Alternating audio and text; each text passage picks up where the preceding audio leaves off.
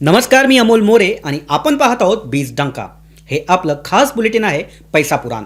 या बुलेटिनमध्ये आपण फक्त बातम्या जाणून घेणार नाही, तर पैशाचा प्रवास, अर्थव्यवस्थेतील बदल आणि त्याचा तुमच्या खिशावर होणारा परिणाम समजून घेणार आहोत. कारण अर्थव्यवस्था ही केवळ मोठ्या उद्योगांची गोष्ट नाही, ती तुमच्या रोजच्या खर्चाशी, बचतीशी आणि भविष्यातील सुरक्षिततेशी थेट जोडलेली आहे. चला सुरुवात करूया आजच्या पहिल्या आणि अत्यंत महत्त्वाच्या अपडेटने.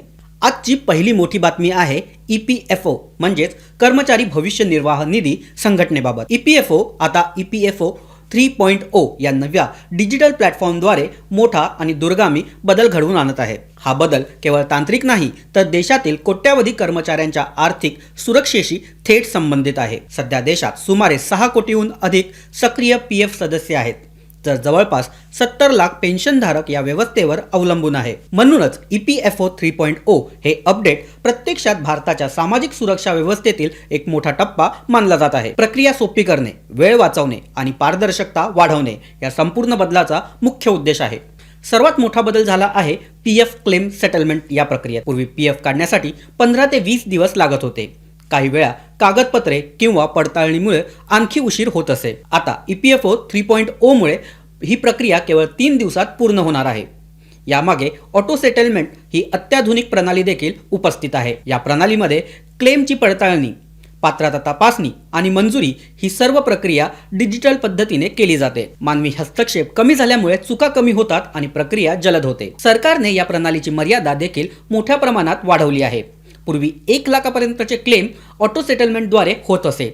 आता ही मर्यादा थेट 5 लाखापर्यंत वाढवण्यात आली आहे. याचा अर्थ असा की बहुसंख्य PF सदस्यांना आता त्यांचा पैसा जलद आणि सहज मिळू शकणार आहे. आर्थिक वर्ष 2025-26 मध्ये सुमारे 3.5 कोटी क्लेम ऑटो सेटलमेंटद्वारे पूर्ण झाले आहेत. हे आकडे स्वतःच या प्रणालीची कार्यक्षमता दर्शवतात. EPFO 3.0 मधील आणखी एक महत्त्वाची सुधारणा म्हणजे PF खाते आता कोर बँकिंग सिस्टम सारखे काम करणार आहे. याचा फायदा असा की सदस्यांना त्यांच्या खात्याची माहिती 24/7 उपलब्ध राहील. पासबुक पाहणं, बॅलन्स तपासणं, क्लेम स्टेटस जाणून घेणं हे सर्व काम आता घर बसल्या करता येणार आहे. यामुळे EPFO कार्यालयात जाण्याची गरज मोठ्या प्रमाणात कमी होईल. तसेच नोकरी बदलताना PF ट्रान्सफर करणं हा पूर्वी खूप वेळखाऊ आणि त्रासदायक भाग होता. नियोक्त्यांची मंजुरी, कागदपत्रे आणि प्रक्रिया यामुळे अनेकांना अडचणी येत असत. मात्र आता KYC पूर्ण असलेल्या खात्यांसाठी ही प्रक्रिया पूर्णपणे सोपी करण्यात आली आहे. कर्मचारी स्वतःच PF ट्रान्सफर करू शकतो आणि तेही काही दिवसात. ही सुविधा विशेषतः तरुण आणि वारंवार नोकरी बदलणाऱ्या कर्मचाऱ्यांसाठी मोठा दिलासा आहे. पेन्शनधारकांसाठीही EPFO 3.0 मध्ये मोठा बदल करण्यात आला आहे. सेंट्रलाइज्ड पेन्शन पेमेंट सिस्टीम म्हणजेच CPPS लागू करण्यात आली आहे. यामुळे देशभरातील पेन्शन वितरण एकाच प्रणालीद्वारे केले जाते. याचा फायदा सुमारे 70 लाख पेन्शनधारकांना होत आहे. पेन्शन वेळेवर मिळणे, अचूक रक्कम जमा होणे आणि प्रक्रिया पारदर्शक होणे हे या प्रणालीचे प्रमुख फायदे आहेत. डिजिटल सुविधांच्या बाबतीत देखील EPFO पुढे जात आहे. भविष्यात PF हे पैसे काढणे हे UPI द्वारे देखील उपलब्ध होण्याची शक्यता आहे. तसेच ATM द्वारे PF रक्कम काढण्याच्या दिशेने देखील काम सुरू आहे. यामुळे PF व्यवहार हे अगदी बँक व्यवहारांसारखे सोपे होणार आहेत. यामागचा मोठा उद्देश कागदोपत्री प्रक्रिया कमी करणे आणि भ्रष्टाचारावर नियंत्रण आणणे हा आहे. एकूणच EPFO 3.0 ही केवळ एक डिजिटल अपडेट नसून ही कर्मचाऱ्यांच्या पैशावर त्यांच्या जलद आणि सुरक्षित हक्क मिळवून देणारी एक प्रणाली आहे. चला आता पुढच्या महत्त्वाच्या आर्थिक घडामोडीकडे वळूया. पश्चिम आशियातील वाढते तणाव, कच्च्या तेलाच्या किमतींमध्ये झालेली मोठी वाढ, जागतिक अनिश्चितता या सगळ्यामुळे सध्या जागतिक अर्थव्यवस्था दबावाखाली आहे. मात्र या पार्श्वभूमीवरही भारतासाठी एक सकारात्मक चित्र समोर आले आहे. एक मोठी जागतिक आर्थिक संस्था भारताच्या आर्थिक वाढीबाबत अजूनही आशावादी आहे. जगभरात मंदीची भीती व्यक्त केली जात असताना भारताचा विकास दर तुलनेने मजबूत राहील असा विश्वास या अहवालात व्यक्त करण्यात आला आहे. सध्या कच्च्या तेलाच्या किमती $100 ते $110 प्रति बॅरलच्या दरम्यान पोहोचले आहेत. भारत हा सुमारे 85 ते 90% तेल आयात करणारा देश असल्यामुळे दरवाढीचा थेट परिणाम भारताच्या अर्थव्यवस्थेवर होतो.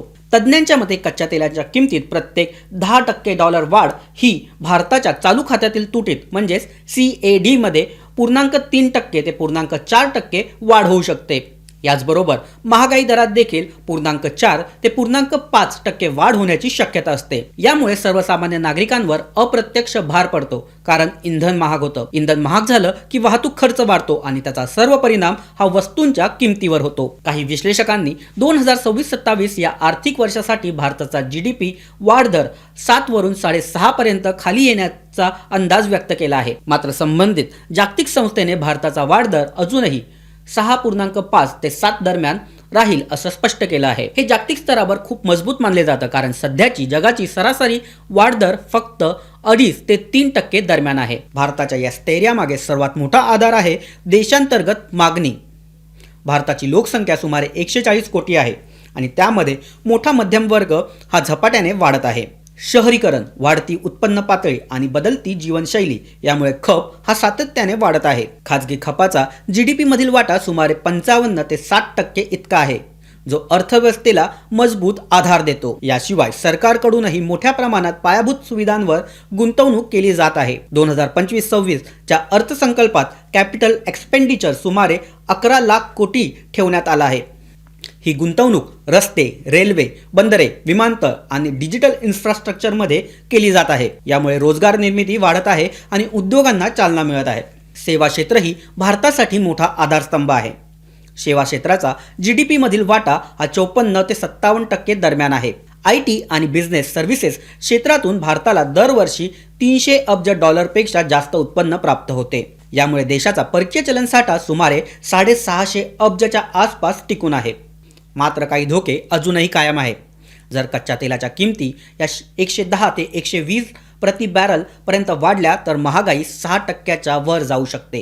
ही पातळी रिझर्व्ह बँक ऑफ इंडियाच्या 4% लक्ष्याच्या वर आहे। याशिवाय रुपयावर देखील दबाव येऊ शकतो। यामुळे पुढील काही महिन्यात जागतिक परिस्थिती, विशेषतः पश्चिम आशियातील घडामोडी भारताच्या अर्थव्यवस्थेसाठी निर्णायक ठरणार आहेत। एकूणच अल्पकालीन दबाव असला तरी भारताची अर्थव्यवस्था मजबूत पायांवर उभी आहे। देशांतर्गत मागणी, सरकारी गुंतवणूक आणि मजबूत सेवा क्षेत्र यामुळे भारतावर जागतिक संस्थांचा विश्वास हा कायम आहे। जागतिक कच्च्या तेलांच्या किमतीमध्ये झालेली मोठी वाढ आणि त्यामागील भूराजकीय तणाव सध्या हीच सर्वात मोठी आर्थिक चिंता बनली आहे। अमेरिकेचे राष्ट्राध्यक्ष डोनाल्ड ट्रम्प यांनी इराण विरोधात कडक भूमिका घेतल्यामुळे परिस्थिती अधिकच तणावपूर्ण झाली। विशेषतः होर्मुझ समुद्रधुनीबाबत दिलेल्या इशाऱ्यामुळे जागतिक बाजारात अनिश्चितता ही वाढली आहे। 7 एप्रिल 2026 रोजी आंतरराष्ट्रीय बाजारात ब्रेंट क्रूड सुमारे $110 प्रति बॅरल वर पोहोचला आहे। याच वेळी अमेरिकन WTI तेलाचे दर देखील 113च्या पुढे गेले आहेत। ही वाढ अचानक झालेली नाही, तर त्यामागे स्पष्ट कारणे आहेत।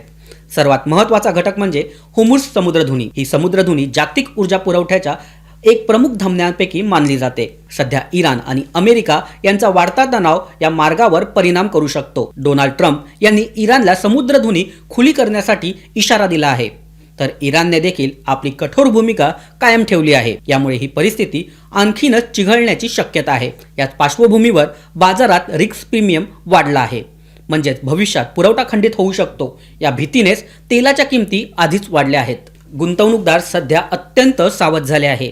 तेल कंपन्या, ट्रेडर्स आणि मोठे गुंतवणूकदार पुढील घडामोडीवर बारकाईने लक्ष ठेवून आहेत। या परिस्थितीचा परिणाम केवळ तेल बाजारापुरता मर्यादित नाही, तो संपूर्ण जागतिक अर्थव्यवस्थेवर होत आहे। तेल महाग झालं की उत्पादन खर्च वाढतो आणि वाहतूक महाग होते। त्याचा परिणाम वस्तू आणि सेवा यांच्या किमतीवर होतो, म्हणजेच महागाई वाढते। विशेषतः भारतासारख्या देशासाठी ही परिस्थिती अधिक गंभीर ठरू शकते, कारण भारत आपल्या गरजेपैकी 85 पेक्षा जास्त तेल आयात करतो। तेलाचे दर वाढले की पेट्रोल आणि डिझेल यांचे दर वाढण्याची शक्यता असते। यामुळे सामान्य नागरिकांच्या खर्चात थेट वाढ होते, तसेच उद्योग क्षेत्रावर देखील याचा परिणाम होतो। ऊर्जा खर्च वाढल्यामुळे उत्पादन महाग होतं आणि नफ्यावर दबाव येतो। शेअर बाजारातही या परिस्थितीचा परिणाम दिसू लागला आहे। तेल दर वाढले की गुंतवणूकदार जोखीम टाळण्याचा प्रयत्न करतात आणि बाजारात अस्थिरता वाढते। तज्ज्ञांच्या मते पुढील काही दिवस अत्यंत निर्णायक ठरणार आहे। जर अमेरिका आणि इराण यांच्यातील तणाव कमी झाला आणि होर्मुझ समुद्रधुनीतील पुरवठा सुरळीत सुरू राहिला तर तेलाच्या किमती स्थिर होऊ शकतात। मात्र जर परिस्थिती आणखी चिघळली तर किमती $120 किंवा त्याहून अधिक पातळीवर जाऊ शकतात। अशा परिस्थितीत जागतिक महागाई आणखी वाढू शकते आणि अनेक देशांच्या अर्थव्यवस्थेवर दबाव हा वाढू शकतो. एकूणच सध्या तेल बाजार पूर्णपणे भूराजकीय घडामोडीवर अवलंबून आहे आणि या घडामोडींचा परिणाम थेट आपल्या दैनंदिन जीवनावर होत आहे. आता या परिस्थितीत गुंतवणूकदार कुठे वळतात ते पाहूया. सध्या सोन्याच्या किमतीने ऐतिहासिक स्तर हा गाठला आहे. MCX वर सोनं हे 1.5 लाख प्रति 10 ग्रॅमच्या पुढे गेलं आहे. काही व्यवहारांमध्ये 1,55,000 पर्यंत हा व्यवहार पोहोचला आहे. चांदीच्या किमती देखील 2,43,000 या प्रति किलो पर्यंत वाढल्या आहेत. यामागे मुख्य कारण म्हणजे भूराजकीय तणाव आणि महागाईची भीती. अशा वेळी गुंतवणूकदार सुरक्षित पर्याय म्हणून सोन्याकडे वळतात. तथापि बाजारात अस्थिरता कायम आहे. काही वेळेस किमती घसरताना देखील दिसतात. तज्ज्ञांच्या मते तणाव कायम राहिला तर सोन्याची किंमत 1,60,000 पर्यंत जाऊ शकते. आता शेवटची आणि महत्त्वाची अपडेट. 7 एप्रिल 2026 रोजी बाजारात मोठी अस्थिरता पाहायला मिळाली. सकाळच्या सत्रात सेन्सेक्स 600 ते 700 अंकांनी घसरला. निफ्टीही 22,800च्या खाली गेला. कच्च्या तेलाच्या वाढत्या किमतीमुळे गुंतवणूकदारांमध्ये भीतीचे वातावरण होते. दिवसभर बाजारात चढ उतार हे सुरूच राहिले. FIIची हालचाल, रुपयातील बदल आणि जागतिक संकेत यावर बाजाराची दिशा ही ठरत आहे. बँकिंग, IT आणि मेटल क्षेत्रातील शेअर्समध्ये कमजोरी ही दिसून आली. एकूणच बाजार सध्या दबावाखाली आहे. गुंतवणूकदारांनी देखील सावध भूमिका घेतली आहे. तर आजच्या बुलेटिनमध्ये आपण पाहिलं EPFO मधील मोठे बदल, भारताची आर्थिक स्थिती, जागतिक तेल संकट, सोनं आणि चांदी यांच्यातील तेजी आणि शेअर बाजारातील अस्थिरता. शेवटी एक महत्त्वाची गोष्ट, जागतिक परिस्थिती सतत बदलत आहे, पण योग्य माहिती, योग्य निर्णय यामुळे तुमची आर्थिक स्थिती मजबूत राहते. म्हणून अपडेट रहा आणि विचारपूर्वक निर्णय घ्या. आजचं बिझनेस अपडेट तुम्हाला कसं वाटलं हे आम्हाला कमेंटमध्ये नक्की सांगा. व्हिडिओला लाईक करा, मित्रांसोबत शेअर करा. बीजडंका चॅनलला सबस्क्राईब करायला विसरू नका आणि अशाच महत्त्वाच्या अपडेटेड बातम्यांसह आम्ही पुन्हा भेटू. तोपर्यंत नमस्कार, धन्यवाद.